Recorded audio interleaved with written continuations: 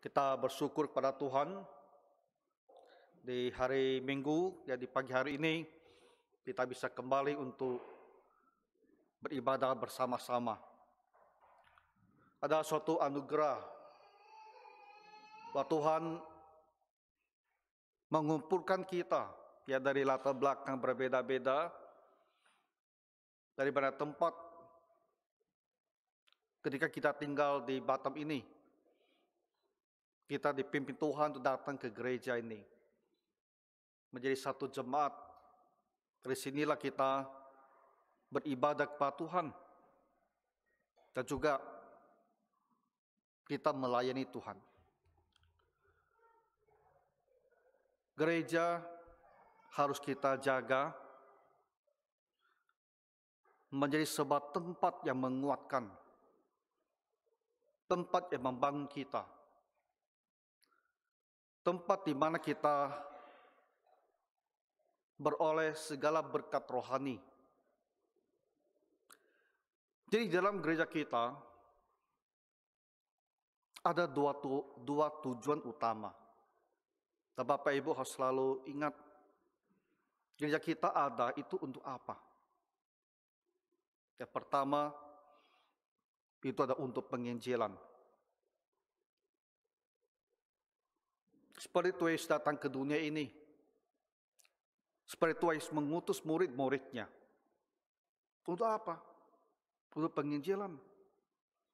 Untuk menuntun banyak orang kepada pertobatan. Ini harus selalu kita ingat.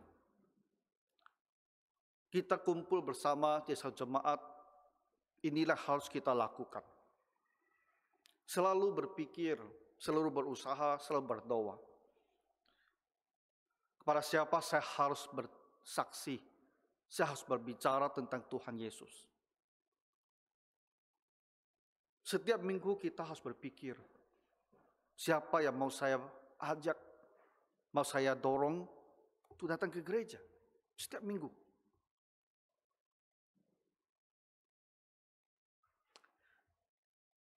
Hal utama yang kedua adalah untuk kita sekalian. Karena pertama itu ada penginjilan, yang kedua adalah penggembalaan.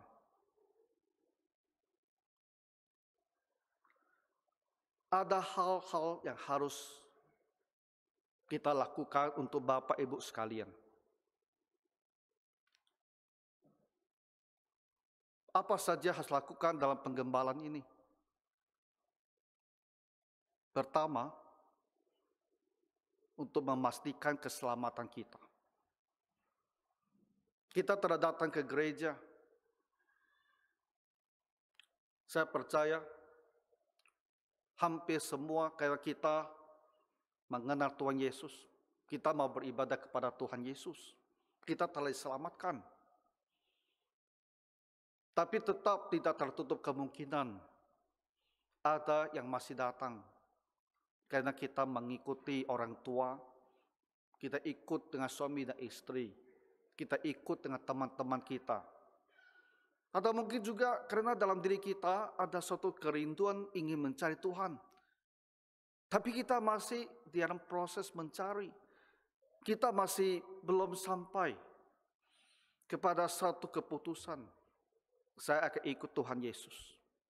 Saya akan serahkan hidup saya kepada Tuhan Yesus. Di dalam gereja, dalam tugas penggembalaan ini, kita selalu memperhatikan, ya, supaya semua yang sudah datang ke gereja jangan ada yang binasa. Jadi dalam khotbah kita selalu sisipkan ya berita Injil. Dalam gereja kita adakan malam penginjilan untuk orang yang mau kita undang, tapi juga untuk kita yang masih ragu, ya, yang masih mencari-cari. Nah, dalam penggembalaan kita harus betul-betul memperhatikan, ya, supaya setiap jemaat ini telah percaya kepada Tuhan Yesus. Jadi kalau Bapak Ibu ada yang mempunyai pergumulan, ada keraguan, ada hal yang merasa masih mengganjal kamu harus bicara sama saya. Ya. Zaman kita sekarang begitu gampang berkomunikasi. Bisa WhatsApp, kasih tahu saya apa yang kamu pikirkan, yang kamu ragukan. Atau kita juga bisa ketemu, duduk di gereja, kita bicara. Supaya hal-hal yang mengganggu itu bisa diatasi. Nah, itu pertama. Kenapa? Karena firman Tuhan bilang, pada hari penghakiman, apa yang dikerjakan oleh gereja itu akan dinilai. Ada yang bisa seperti kayu, jerami yang terbakar habis. Itu apa? Itu berbicara tentang orang-orang datang ke gereja tapi tak bertobat. Pada akhirnya binasa. Dan gereja bisa bekerja berpuluh-puluh tahun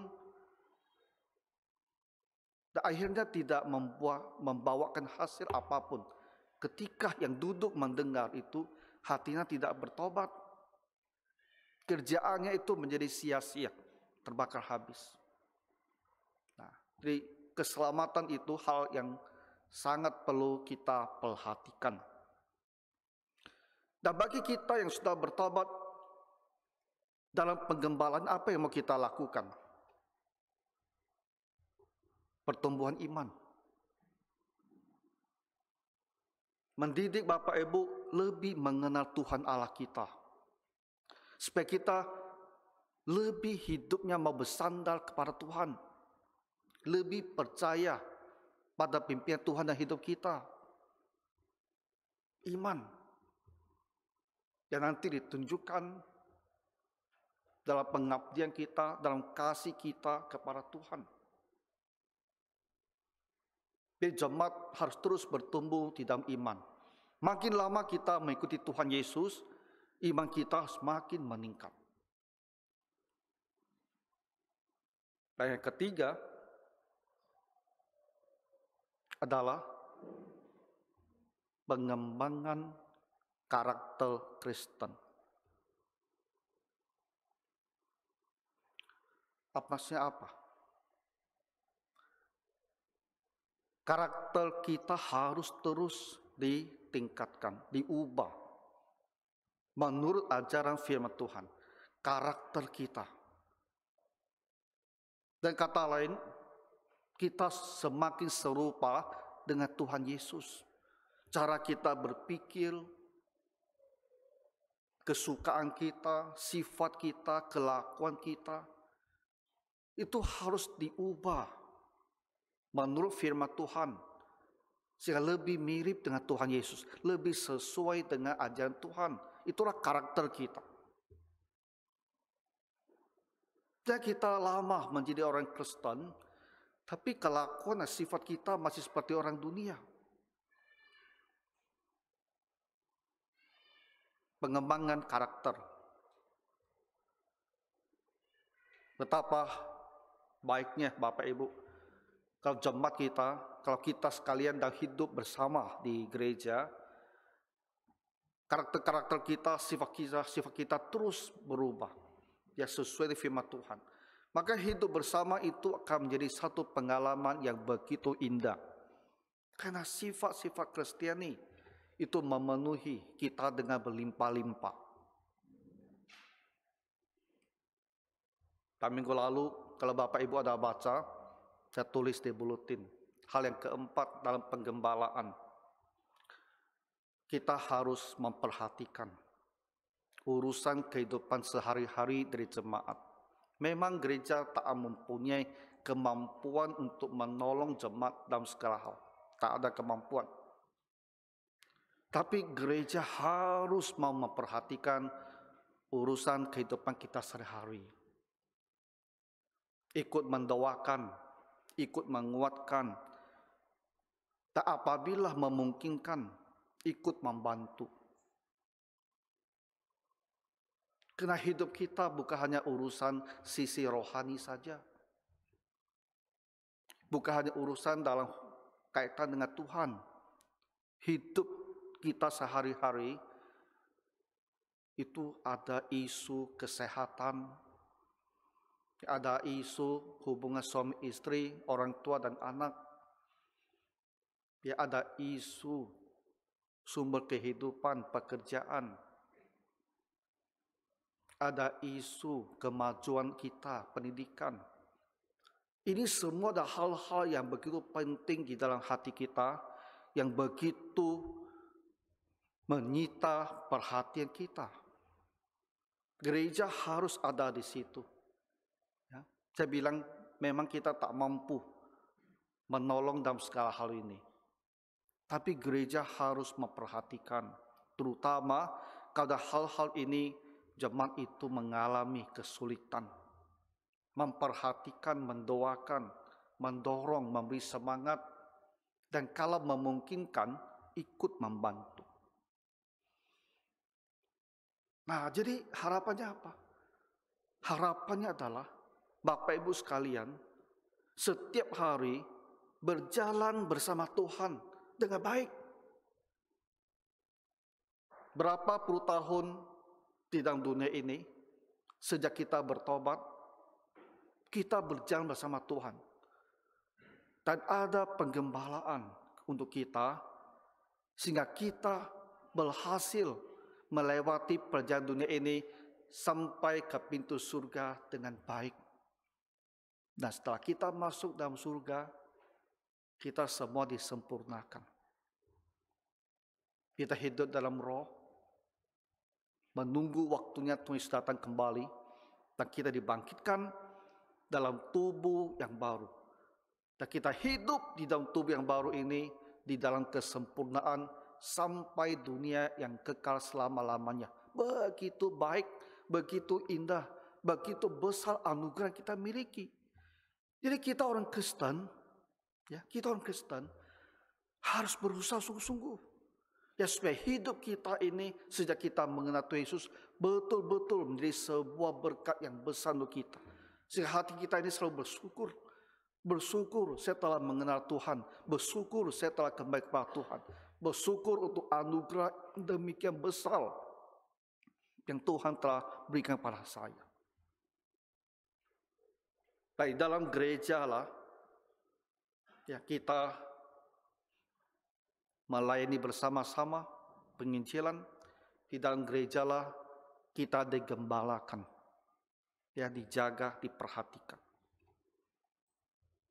Itulah yang saya pahami sebagai tugas daripada gereja.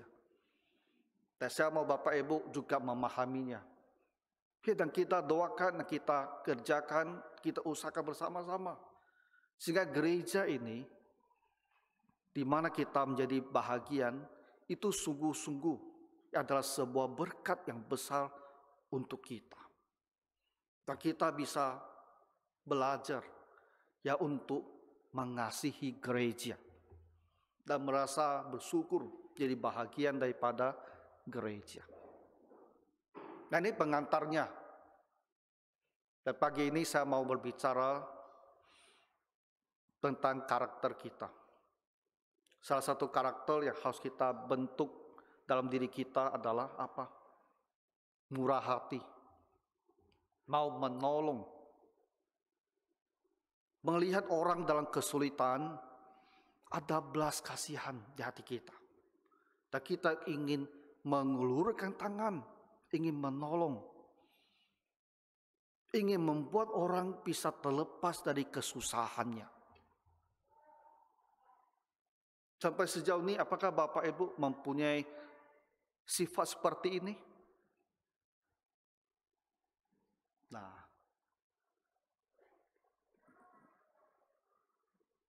kalau selama ini kita sangat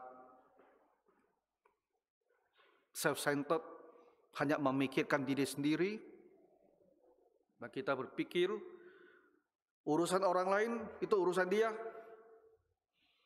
Kalau dia menderita, salah dia sendiri. Pasti ada yang salah hidupnya, pasti ada yang salah dalam cara dia hidup, sehingga dia sampai kepada keadaan seperti ini. Saya rasa itu ada benarnya. Ketika orang dalam kesulitan tertentu, itu selalu bukan setiap kali, tapi umumnya karena cara hidup dia sebelumnya yang keliru. Dan dia sampai kepada kondisi seperti ini. Jadi memang benar, seringkali dia lagi menuai kesulitan karena kesalahan diri sendiri. Tapi Bapak Ibu, siapa yang sempurna? Ya, siapa yang sempurna? Siapa yang bisa selalu merancang hidupnya, mengatur dirinya begitu disiplin sehingga dia selalu jalan benar, dia tidak berbuat kesalahan sehingga tidak harus berakhir dan kesusahan. Siapa yang seperti itu? Kita semua itu begitu lemah. Ya. Jadi walaupun bisa saja kesusahan dia itu ya akibat dari perbuatan dia sendiri. Tapi kalau dia sudah menyadari kesalahannya, marilah kita bermurah hati. Apakah ada yang bisa kita bantu? Kita bantulah dia. Supaya dia terlepas dari kesusahannya. Supaya dia merasakan sentuhan kasih sayang. Dan dia bisa dikuatkan. Dan lebih berhati-hati di dalam hidupnya. Dan jangan lagi berbuat kesalahan. Ya. Di sini ada satu kisah pertemuan Tuhan Yesus. Sebetulnya dikatakan ini dengan seorang muda atau seorang ahli Taurat.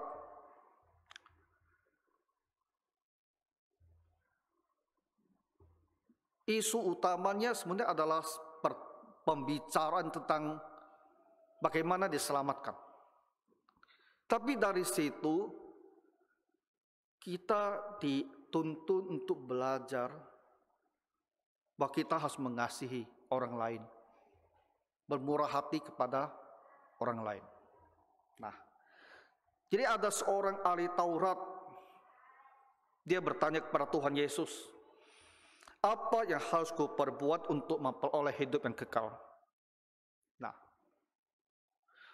ahli Taurat ini adalah mereka yang mempelajari kitab Musa dan mempelajari banyak penafsiran yang dilakukan, yang diberikan oleh para rabi, ya terutama setelah pembuangan ketika mereka telah jauh dari Yerusalem, ya di pusat-pusat ibadah, di sinagog di luar negeri, di tempat pembuangan itu banyak rabi, guru mengajar dan mereka menafsir perjanjian lama, terutama kitab Musa.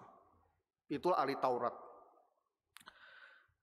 Walaupun dalam perjanjian lama jelas sekali bahwa kita diselamatkan, kita bisa memperoleh hidup kekal apabila kita telah mengenal Tuhan Allah hidup ini dan beribadah kepadanya, beriman kepadanya. Tapi di kalangan orang Yahudi ini, pemahaman tentang bagaimana kita diselamatkan itu bergeser. Abad-abad yang panjang yang telah berlalu membuat mereka itu bergeser dan berpikir bahwa kita ini bisa diselamatkan kalau kita mampu melakukan semua tuntutan hukum Taurat, kalau kita mampu memenuhi semua perintah hukum Taurat. Nah, maka dikatakan ahli Taurat ini datang dan bertanya, apa yang harus saya lakukan supaya bisa memperoleh hidup yang kekal? Itu ada pertanyaan keliru. Karena manusia tak bisa diselamatkan dengan melakukan hukum Taurat. Kenapa? Karena manusia tak bisa sempurna melakukannya. Tak ada manusia bisa sempurna mematuhi semua hukum Tuhan, tak ada. Tapi ahli Taurat ini berpikir manusia mampu, sehingga dia datang mencoba Tuhan Yesus, ingin tes apakah Tuhan Yesus mengerti tidak ajaran perjanjian lama ini. Jadi mengikuti cara dia berpikir, tanya apa yang dikatakan dalam kitab Taurat. Dan orang ini menjawab dengan tepat sekali kali ini. Dia bisa rangkum, dia bisa simpulkan seluruh hukum Taurat itu menjadi 2 kalimat saja.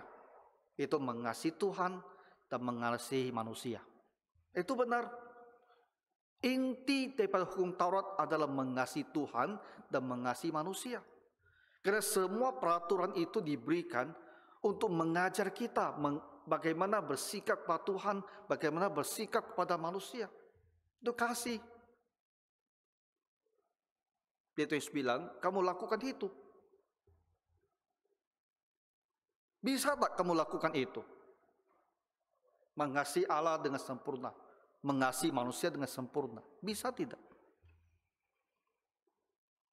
Manusia tak akan pernah bisa. Lihat saja kita sendiri. Kita yang sudah mengenal Tuhan, yang sudah bertobat, yang sudah jadi orang Kristen, kita pun tak mengasihi Tuhan sepenuh hati. Walaupun kita tahu kita harus mengasihi Tuhan sepenuh hati. Mengasihi manusia, mengasihi orang lain. Kalau mau ditanya, berapa banyak kita mengasihi diri sendiri? Berapa banyak kita mengasihi orang lain?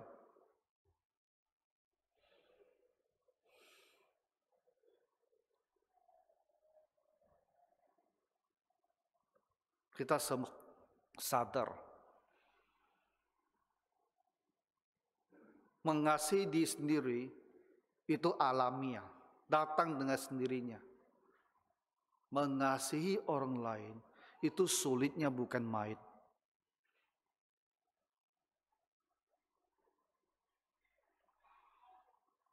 Jadi bagaimana kita ini mau berharap diselamatkan dengan cara sempurna mengasihi Tuhan, sempurna mengasihi manusia? Kita tak akan pernah bisa. Tapi orang ini merasa dia bisa. Dia merasa dia bisa. Makanya Tuhan Yesus bilang, kamu lihat, saya berikan kamu sebuah cerita. Dan lihat apakah dirinya ini ada orang yang mengasihi orang lain. Lihat sendiri ceritanya ini.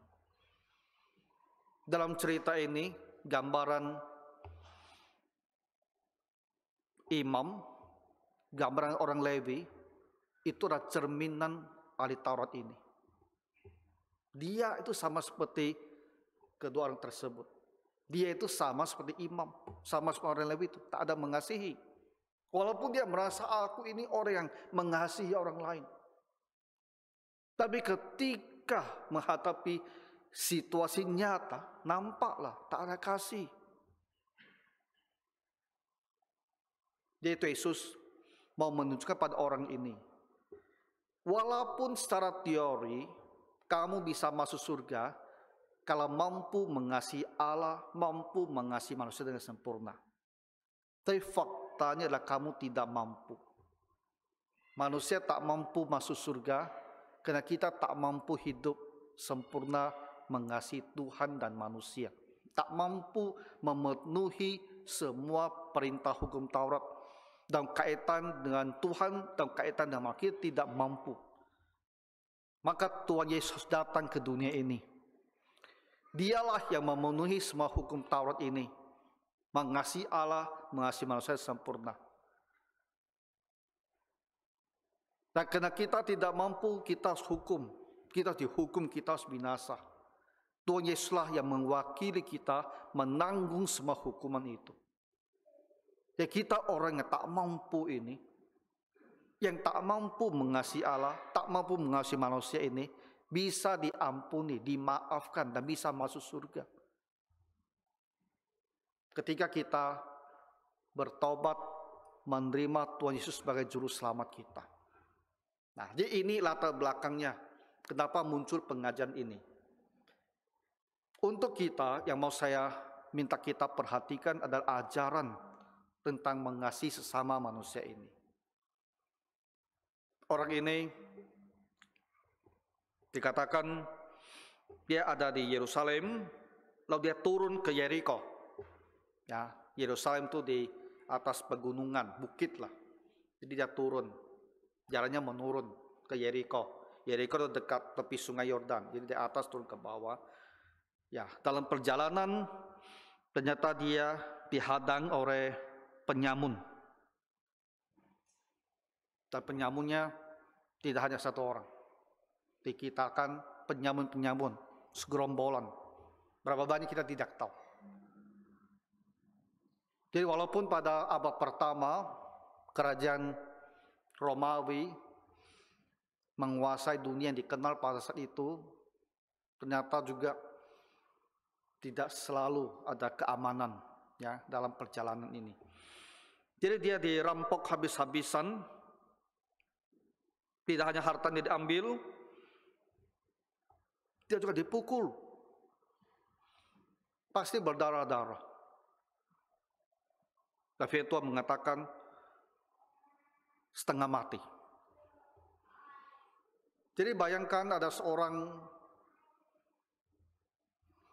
dia dalam perjalanan seperti semua orang lainnya, kemudian dia menghadapi sebuah malapetaka seperti ini, sebuah kekerasan, tidak hanya harta dirampok, dia juga dicelakai sedemikian rupa. Dan kalau dia ditinggal sendiri, mungkin dia akan mati.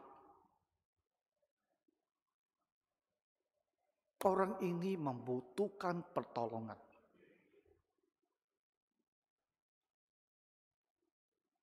Dalam hal ini, kita tak bisa bilang dia ada kesalahan kan? Dia kan baik-baik, dia dalam perjalanan. Di mana salahnya? Dan kita bilang, ya kenapa kamu tidak bawa teman? Kenapa kamu sendirian?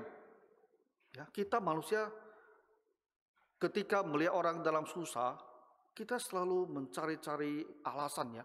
Kenapa kamu tuh sampai keadaan seperti ini? Nah, kalau mau dicari alasan itu pasti ada. Seperti orang ini, kita bisa saja bilang kamu harusnya tak bepergian sendirian, bawa teman atau bepergian dalam kelompok. Ada orang lain sama-sama. Kamu apa tidak tahu bahwa di jalan itu bisa ketemu dengan penyamun? Kalau kita sudah mulai berpikir demikian, dia salah lagi. Salah lagi dia. Selalu dia salah lagi. Tapi saya rasa kita jangan seperti ini. Ya. Dia bukan penjahat, dia kena rampok, dia adalah korban.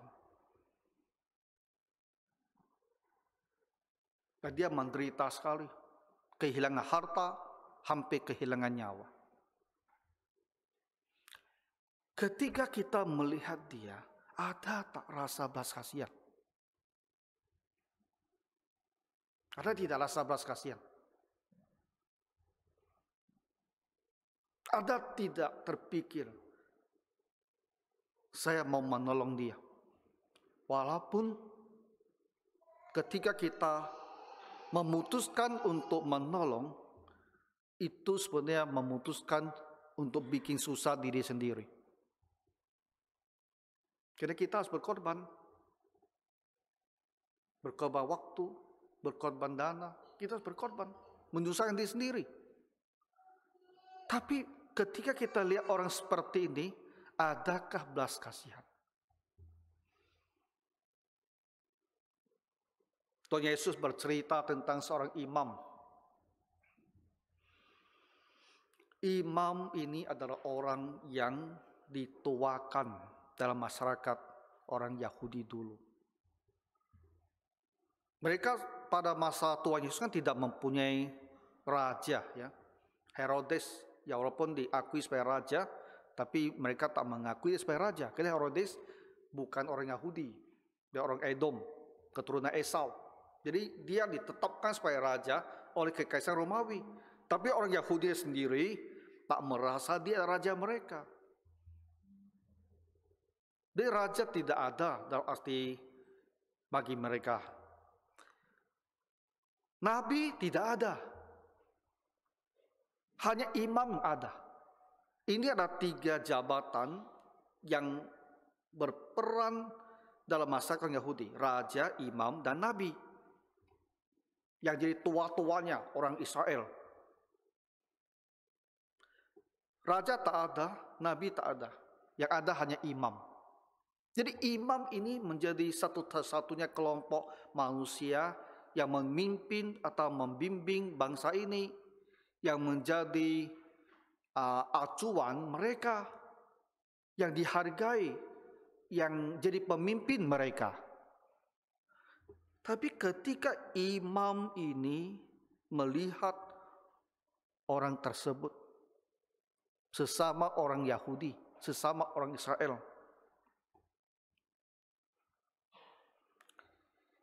ia melihat, tapi dia tak berhenti. Dia melewatinya dari seberang jalan. Mendekat pun dia tidak mau.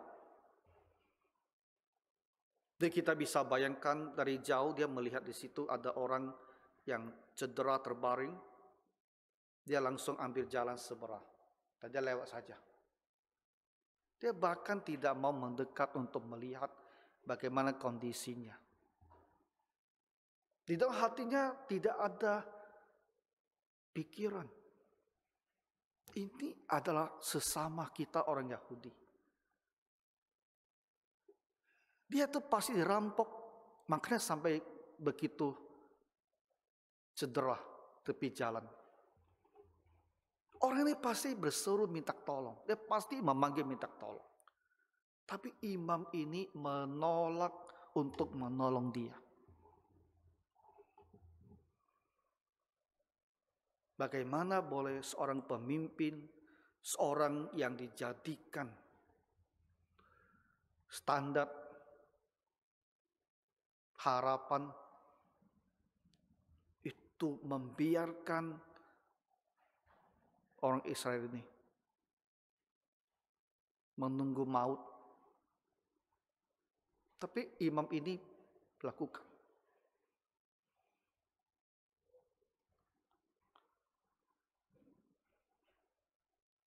Imam yang tiap hari di bait suci berbicara tentang kasih Tuhan, berbicara tentang bagaimana kita harus mengasihi sama manusia. Tapi ketika dia harus mengasihi sama manusia, dia tak melakukannya. Orang ini hanya bisa bicara, tak bisa melakukan. Itu menjadi pemimpin palsu, manusia munafik.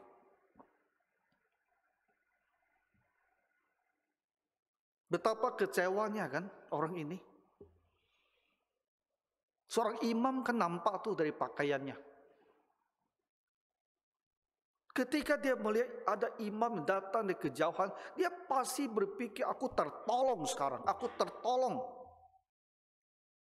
Kalau tak ada orang yang menolong saya, imam pasti akan menolong saya. Tapi imam tak menolong dia. Karena dalam hati imam ini tidak ada kasih, tak ada belas kasihan, tak ada kemurahan hati. Kamu celaka itu urusan kamu. Kamu susah itu urusan kamu. Kalau kamu sampai mati itu pun urusan kamu, bukan urusan saya. Urusan saya hanya ada di bait suci. Waktu kamu datang ke bait suci.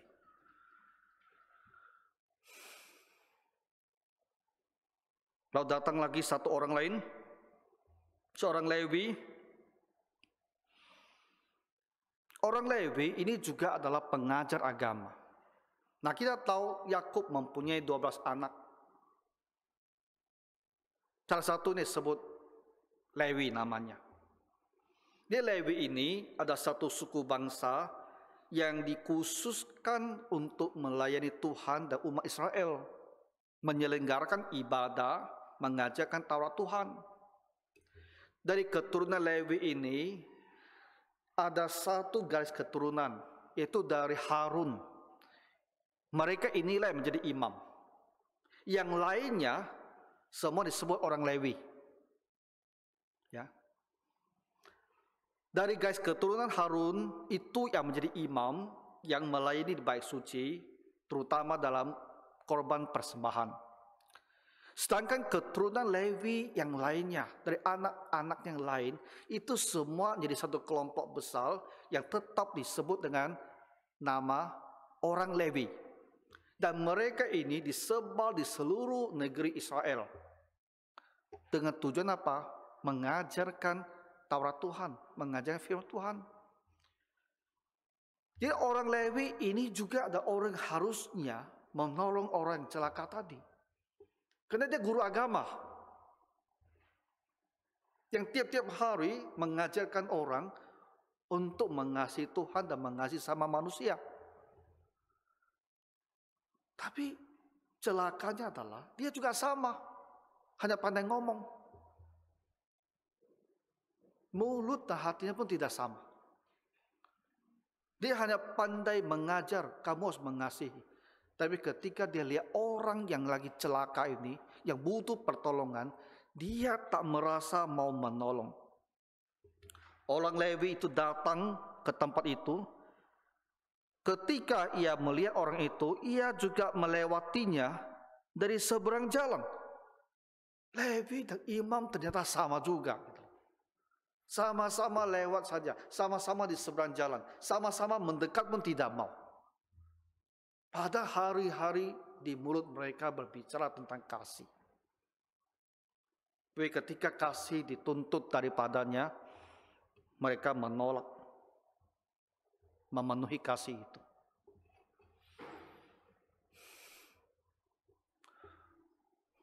Imam dan orang Lewi ini harus jadi sebuah cermin untuk kita sekalian.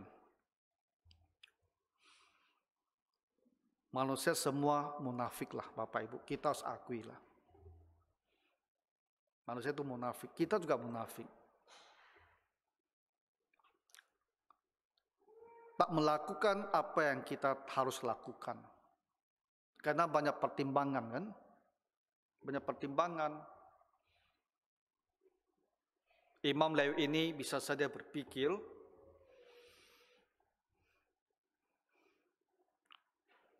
hari mungkin sudah agak malam dan dia sampai ke tempat tujuan, sehingga dia tak bersedia harus berkorban untuk orang ini.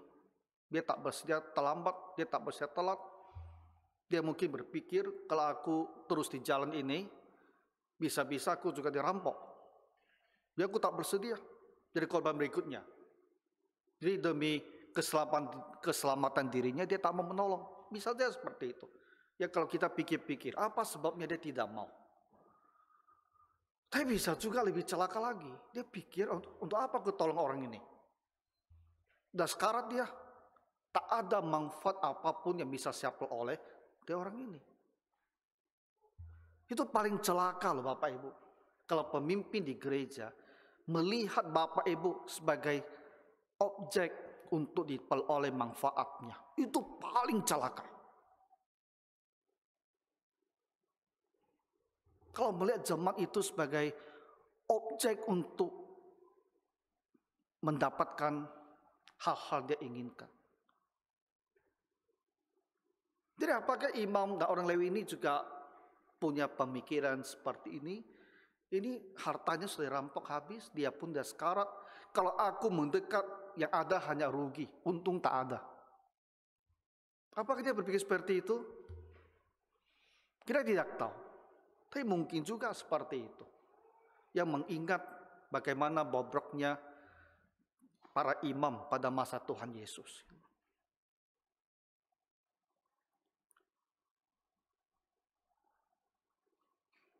Tadi saya bilang kita semua manusia bisa munafik, itu tak bisa kita sangkal.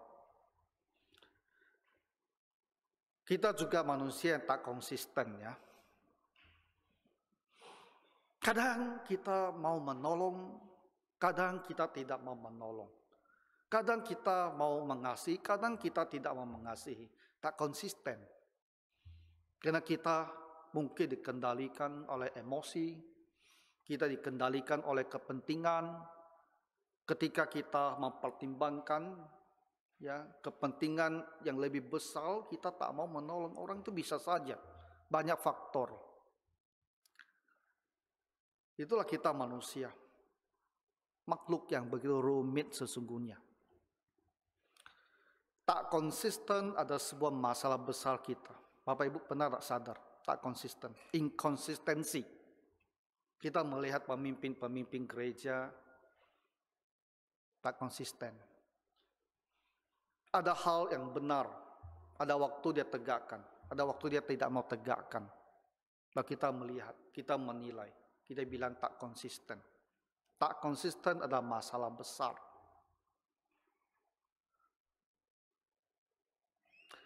Jadi kedua orang ini, apapun sebabnya, akhirnya memang tak menolong. Menunjukkan bahwa tak ada belas kasihan. Tak ada kasih. Akhirnya datanglah seorang Samaria. Orang Samaria ini sebetulnya tak diharapkan untuk menolong. Siapa orang Samaria ini?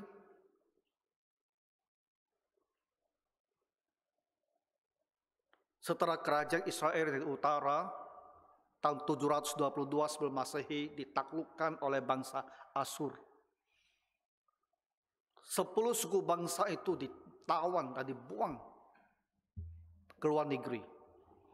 Sisa sedikit orang-orang yang sakit lah, yang cacat lah, yang tak berguna. Lalu negara Asyur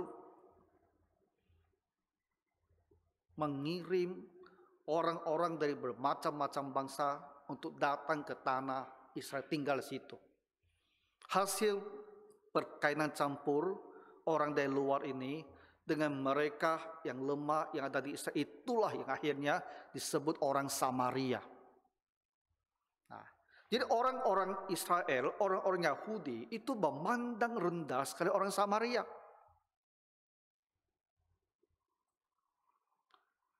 Jadi mereka tak mengharapkan seorang Samaria untuk membantu. Samaria itu dianggap mereka itu seperti anjing gitu loh. Begitu rendahnya dalam pandangan mereka. Dia tak diharapkan untuk membantu. Orang cedera ini orang Israel. Dia tentu tak berharap juga orang Samaria untuk membantu. Dia juga berpikir orang Samaria juga tak mungkin akan mau membantu dia. Tapi orang Samaria ini tergerak hatinya oleh belas kasihan. Yang tak diharapkan malah membantu. Yang diharapkan tak membantu.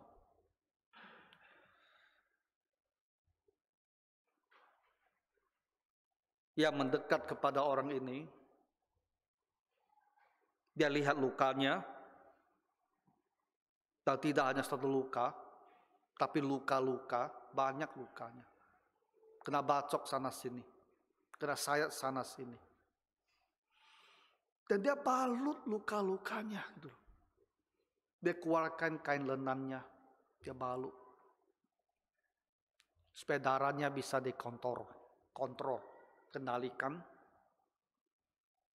Dia siram dengan minyak dan anggur. Itulah cara mereka pada masa itu. Berfungsi seperti antibiotik gitu. Untuk menghindari infeksi.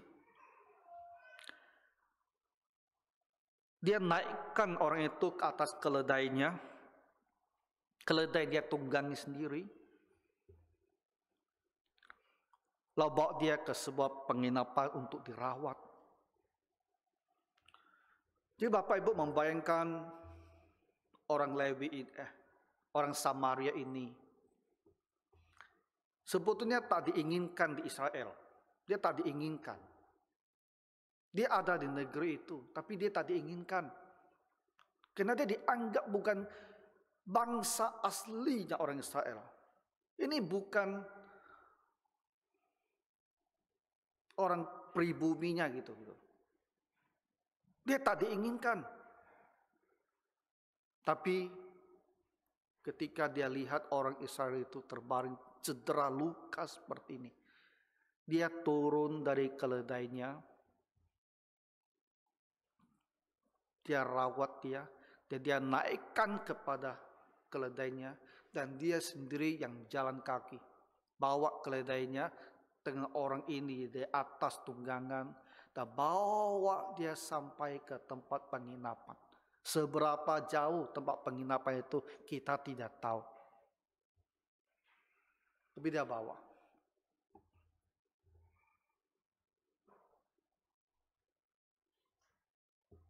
Dia tidak harus lakukan, karena dia pun tak diharapkan melakukan.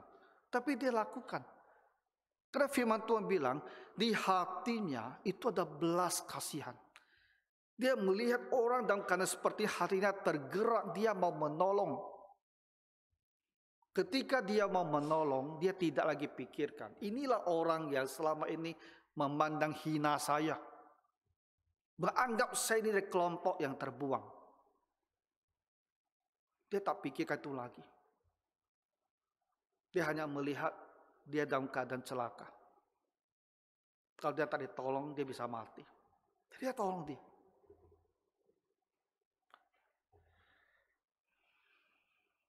Keesokan harinya, mungkin dia ini seorang saudagar, pedagang, dia harus teruskan perjalanan. Dia titipkan 2 dinar kepada pemilik penginapan.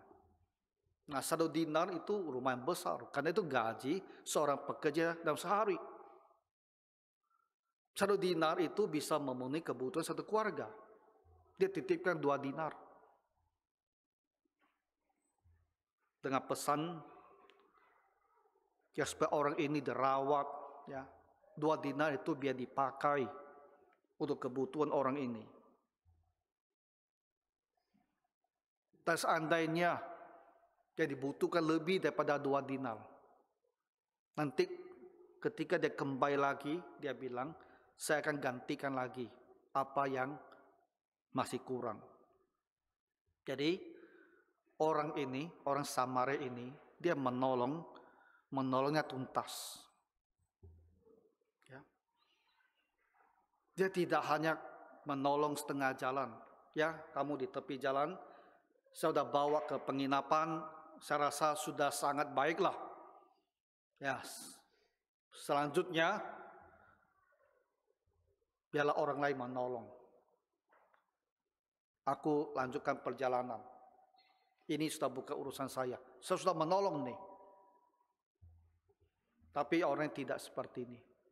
Dia menolong sampai selesai. Ya. Dia menolong sampai orang ini benar-benar dirawat sampai dia baik.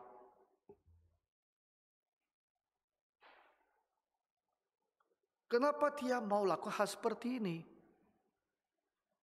Karena hati tergerak oleh belas kasihan. Dia terus bertanya kepada ahli Taurat.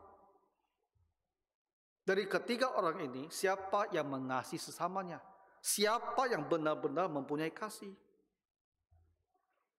Apakah ahli Taurat ini, kamu punya tidak kasih seperti ini?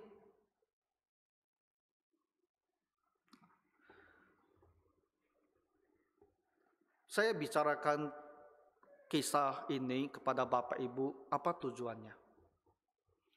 Supaya kita semua berubah. Menjadi murid Tuhan Yesus yang mengasihi orang. Dalam arti apa? Ketika melihat orang dalam kesulitan, kita mau menolong dia.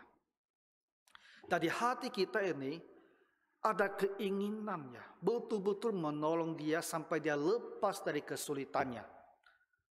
Bantu orang harus tuntas.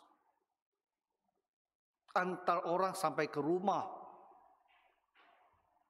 Itu begitu. Cara kita menolong orang harus sampai selesai. Jangan sekedarnya, yang penting saya sudah membantu. Jangan. Menolong orang, pikul tanggung jawab itu, bantu dia sampai selesai. Bantu sampai dia betul-betul tertolong. Bantu sampai dia lepas dari kesulitan itu. Itu benarnya menolong.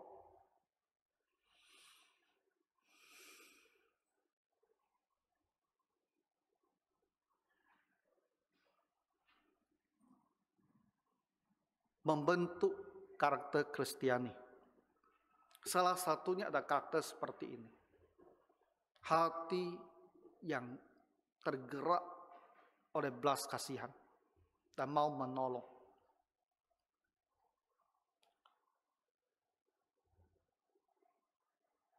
Bapak Ibu Saudara sekalian, ketika kita mau menolong, kita akan menyadari begitu banyak orang yang sebetulnya memerlukan pertolongan. Kalau kita mau menolong, kita akan melihat banyak orang butuh pertolongan.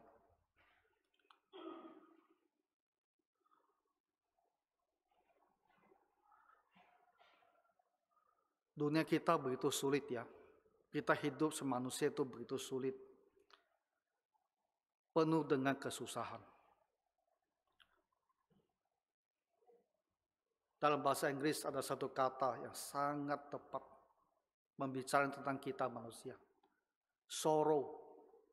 Sorrow. Atau tidak sorrow. Hati itu pedih itu. Pedih. Pedih karena banyak hal yang kita alami.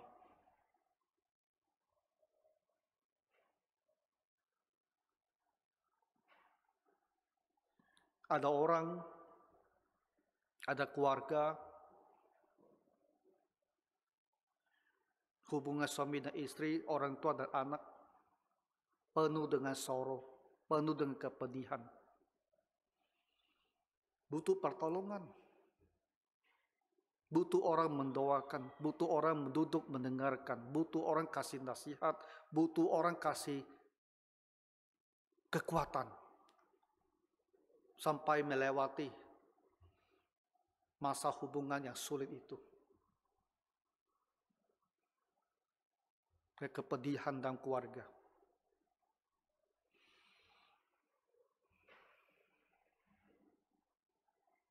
Ada orang dalam sakit penyakit yang tak sembuh-sembuh. Tiap hari merasakan sakit itu. Tiap hari harus minum obat anti nyeri, bayangkan. Dia butuh pertolongan. Orang untuk memberikan nasihat. Barangkali cari dokter yang lebih baik lagi untuk berobat.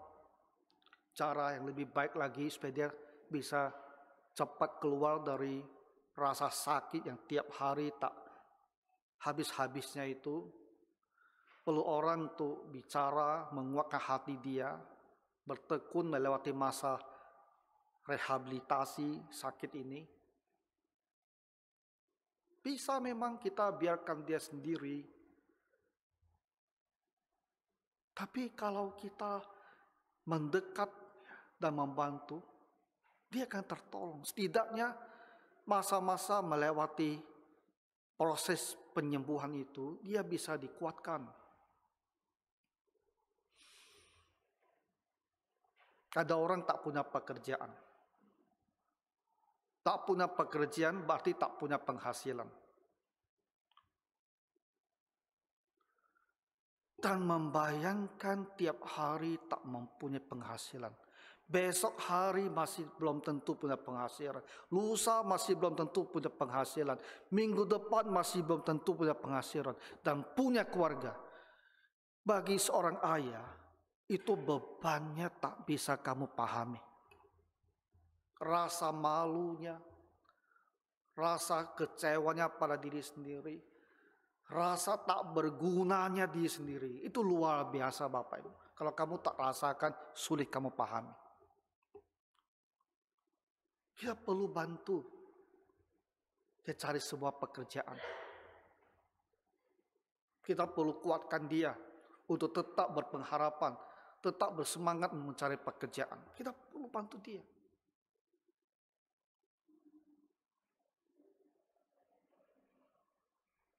Kesusahan manusia banyak.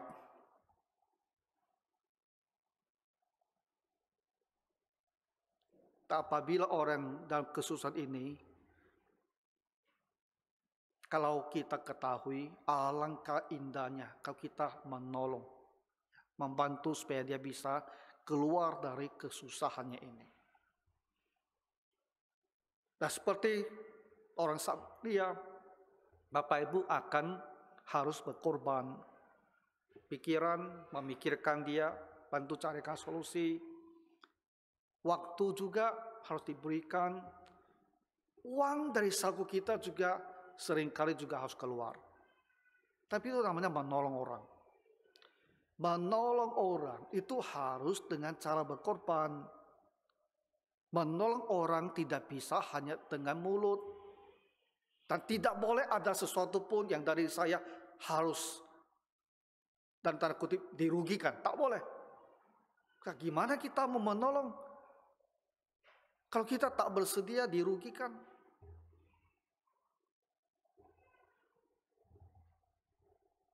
Ini adalah salah satu dari karakter orang Kristen. Ya. Kasih, murah hati, dan belas kasihan. Seperti Tuhan Yesus penuh dengan kemurahan hati ya kepada mereka yang dalam kesusahan. Sebetulnya kalau kita lihat ya, kebanyakan mujizat Tuhan Yesus itu dilakukan sebagai respon terhadap permohonan orang dalam kesulitan. Kata yang paling indah dalam kitab suci, Tuhan Yesus menjadikan segala-galanya baik. Benar kan Bapak Ibu? Tuhan Yesus menjadikan segala-galanya baik. Betapa kita ingin apa yang tak beres dalam hidup kita ini menjadi baik. Betapa kita ingin kesulitan yang masih harus kita hadapi ini bisa menjadi baik. Tuhan Yesus menjadikan segala-galanya baik. Dan kita adalah murid Tuhan Yesus. Berusahalah kita juga menolong untuk menjadikan skalanya baik bagi orang yang kita ketemui yang dalam kesusahan itu. Jadi ini untuk kita renungkan, doakan supaya Tuhan mengubah cara kita berpikir, mengubah hati kita, menjadikan kita seorang yang murah hati, yang selalu mau menolong mereka dalam kesulitan. Ya, mari kita berdoa. Bapa Surgawi, kami telah menerima kemurahan hati dari Tuhan Allah sendiri. Kami mengalami Bapa Surgawi, jawaban doa ketika kami sesungguhnya tidak layak untuk ditolong karena dosa kesalahan kami. Tapi Tuhan menolong, Tuhan menjawab juga doa kami. Dan itulah Tuhan yang menyentuh hati kami, membawa kami lebih mengasihi-Mu. Bantulah segenap jemaat ini, supaya dalam diri kami juga muncul rasa kasih sayang dan mau menolong orang yang dalam kesulitan. Supaya kami bisa lebih serupa dengan Juru Selamat kami. Bantulah Tuhan, dengarkanlah doa kami ini. Di dalam nama Tuhan Yesus kami berdoa. Amin.